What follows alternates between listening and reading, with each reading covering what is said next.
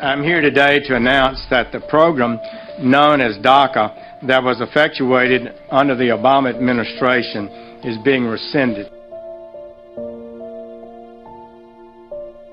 And it's very possible that DACA won't happen, and it's not because of the Republicans, it's because of the Democrats.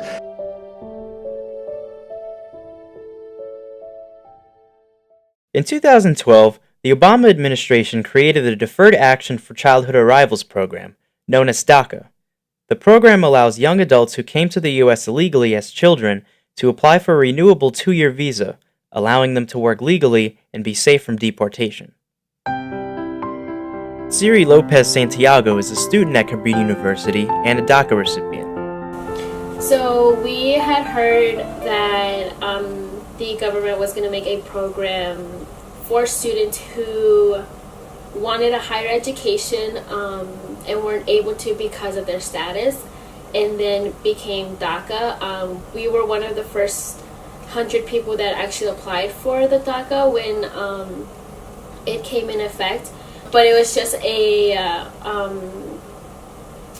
card with a date and a location to get your fingerprints done. So because we would be working, they want our fingerprints to make sure that we haven't had any federal things done or criminal records. So after we went to get our fingerprints done, we waited, I believe it was 2 months before we got our official employment card. After the employment card, we started working, and I was actually already 16 at the time, so I had applied once I got my card and I got the job. And the same thing goes for my two older brothers who did the same thing. You need your passport, taxes, you also need school records. So when you first applied, you needed the school records to have proof that you've been in the U.S. since you were, I believe it was 12 was the age that they required students to be for the DACA program. So we had to have proof of all of that we've been in the U.S. for longer than the 7 years, which we were at that time. We do this every 2 years, 6 months before your card expires, because it's usually a 6-month period where the process takes place.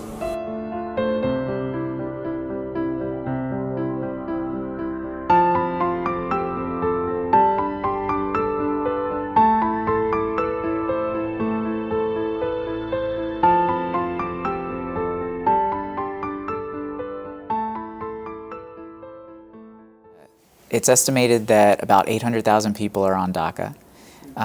The DREAM Act, as it's been proposed, would help a broader segment of people, so it would be something between 1.4 to 1.8 million people. But we have about 11.3 million people in the United States that are undocumented, and I think really we need to be pushing for comprehensive immigration reform and some path to residency and to citizenship for all of those people, right? And we know that the majority of this country supports that. Right? If you look at polls, most people want comprehensive immigration reform. They support a path to citizenship for folks who are here undocumented. Now, usually they'll add some qualifier. They'll say, yeah, as long as folks are working, make sure they've paid their back taxes, things like that. We're looking at more than 2/3 of the country, right? In some polls, 78% of people support a path to citizenship, not only for DACA folks, right, but for all 11.3 million people. So in terms of DACA, I do think that there needs to be, that Congress needs to act and pass the DREAM Act, but I also think that we need to go beyond that. A large majority of DACA applicants come from Mexico, which is why President Trump made Mexican immigrants and other countries from Central and Southern America a huge area of focus, where he was campaigning heavily against our current immigration policies at the time. One woman who fights for the citizenship and rights of immigrants and their families is immigration attorney Audrey Allen. She handles both business and family immigration cases. So it's interesting because most attorneys don't even know another immigration attorney. It's a very niche area of law, but underneath the umbrella of immigration, there's so many different facets. So my focus is primarily on family or individual immigration, so that still has a lot of different types of cases: asylum, victims of domestic violence, And then I do some corporate work as well, but primarily Spanish-speaking family cases. And I think particularly my heart just goes out to young people who are really punished for things that, these sins that have not been committed by them, but, they had no part in the decision of their parents bringing them here as children.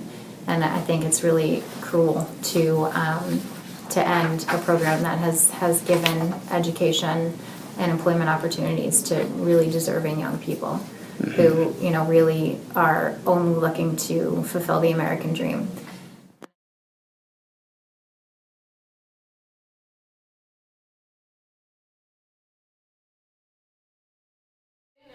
Because I actually just got a really good job offer. So seeing everything from when I was 5 to being now almost being an actual adult, I am very grateful that my parents made that big decision for me and my siblings. Kind of how Rocio was saying, how I want them to feel that their struggles, their challenges that they have faced in the past 17 years is worth it.